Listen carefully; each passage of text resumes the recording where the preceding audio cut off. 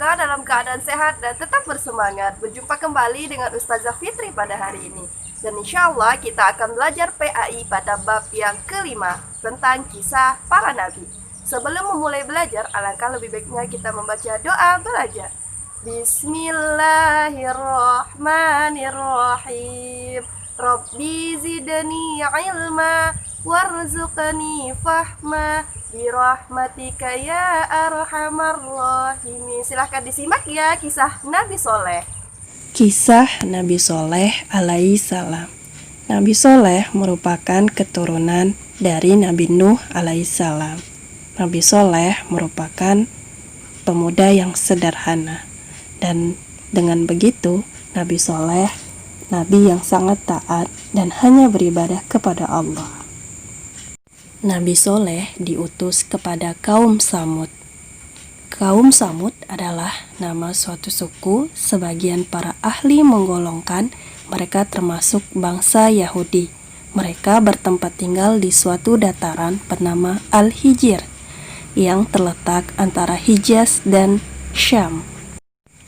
Kaum Samud ternyata pandai bekerja keras. Mereka memanfaatkan wilayahnya untuk bercocok tanam, membuat bangunan-bangunan, dan memahat patung-patung yang mereka buat. Dengan kegigihan yang mereka lakukan, kaum Samud menjadi kaum yang sangat sombong. Mereka menjadikan patung-patung yang mereka buat sebagai Tuhan mereka. Akhirnya Allah mengutus Nabi Soleh untuk mendakwahi kaum Samud agar kembali ke jalan Allah dan hanya menyembah Allah Subhanahu wa Ta'ala. Nabi Soleh mengajak kaum Samud untuk kembali kepada Allah dan menyembah hanya kepada Allah, bukan patung-patung yang dibuat oleh mereka. Tetapi kaum Samud menolaknya karena mereka menganggap bahwa Nabi Soleh hanyalah pembohong belaka. Mereka percaya bahwa dengan menyembah berhala-berhala itu sudah termasuk menegakkan adat istiadat nenek moyang mereka. Nabi Soleh tidak henti-hentinya untuk berusaha mendakwahkan mereka, tetapi hanya sebagian dari mereka yang mengikuti ajaran Nabi Soleh. Selainnya mereka tetap berpegang teguh dengan menyembah berhala-berhala. Kaum Samud menuntut agar Nabi Soleh menunjukkan kemukjizatannya bahwa ia itu seorang nabi. Maka sesuai dengan permintaan kaum Samud, berdoalah Nabi Soleh memohon kepada Allah agar memberinya suatu mukjizat untuk membuktikan kebenaran risalahnya dan sekaligus mematahkan perlawanan dan tantangan kaumnya yang masih berkeras kepala itu. Allah lalu mengabulkan permohonan Nabi Soleh alaihissalam. Suatu ketika, Nabi Soleh mengajak kaum Samud untuk pergi ke kaki gunung. Akhirnya kaum Samud mengikuti Nabi Soleh ke kaki gunung. Mereka mengikuti bukan berarti mereka mempercayai. Mereka ingin melihat apakah Nabi Soleh benar-benar bisa menunjukkan mukjizatnya. Apabila tidak bisa, mereka akan mempermalukannya. Sesampainya mereka di kaki gunung, kaum Samud meminta Nabi Soleh mengeluarkan unta dari batu besar yang ada di gunung tersebut. Ini merupakan suatu permintaan yang tidak masuk akal. Tetapi dengan mukjizat yang sudah Allah berikan kepada Nabi Soleh, akhirnya batu tersebut terbelah dan mengeluarkan seekor unta betina. Alangkah terkejutnya kaum Samud melihat bahwa unta tersebut benar-benar keluar. Dengan menunjuk kepada binatang yang baru keluar dari perut batu besar itu, Nabi Soleh berkata kepada mereka, "Inilah dia unta Allah, janganlah kamu ganggu. Dan biarkanlah dia mencari makanannya sendiri di atas bumi Allah.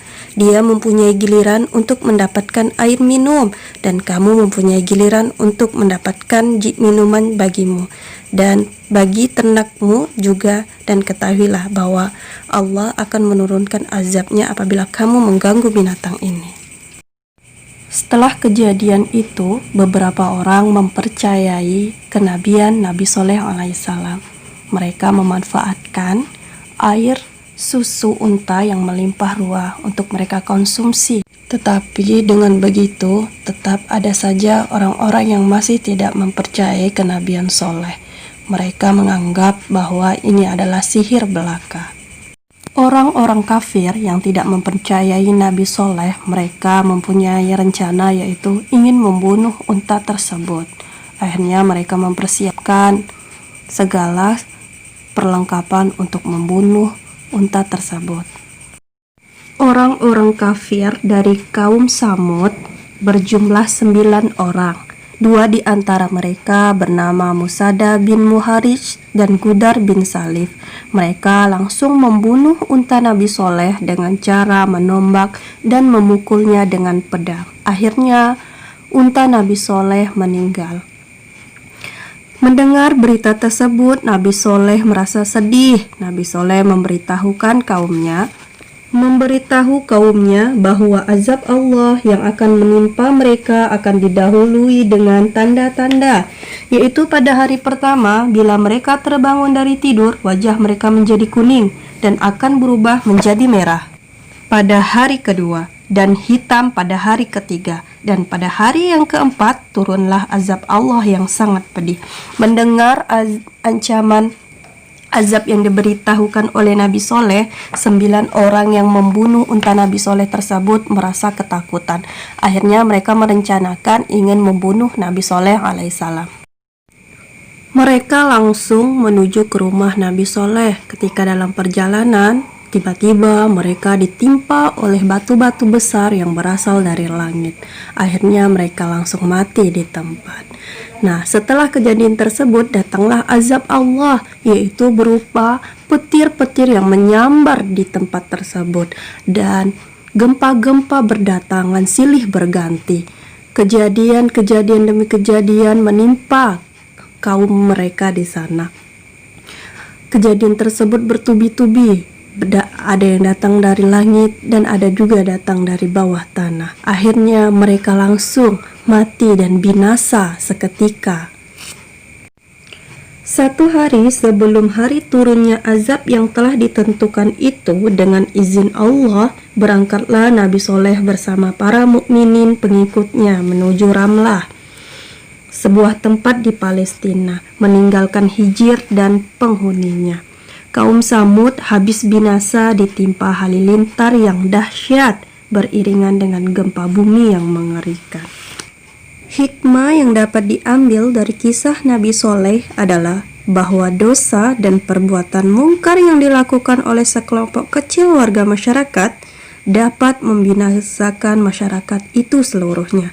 Lihatlah betapa kaum Samud menjadi binasa, hancur, bahkan tersapu bersih di atas bumi karena dosa dan pelanggaran perintah Allah yang dilakukan oleh beberapa orang pembunuh unta Nabi Soleh alaihissalam. Semoga kita mengambil hikmah ini dengan sebaik-baiknya. Nah, itu tadi tentang kisah Nabi Soleh. Semoga anak-anak bisa mengambil hikmah dari kisah Nabi Soleh. Semoga menambah pengetahuan anak-anak. Terima kasih. Kita akhiri pembelajaran kita dengan melafazkan hamdalah. Alhamdulillahi Rabbil Alamin. Doa kafaratul majlis. Subhanakallahumma wa bihamdika asyhadu an la ilaha illa anta astaghfiruka wa atubu ilaik. Terima kasih. Assalamualaikum warahmatullahi wabarakatuh.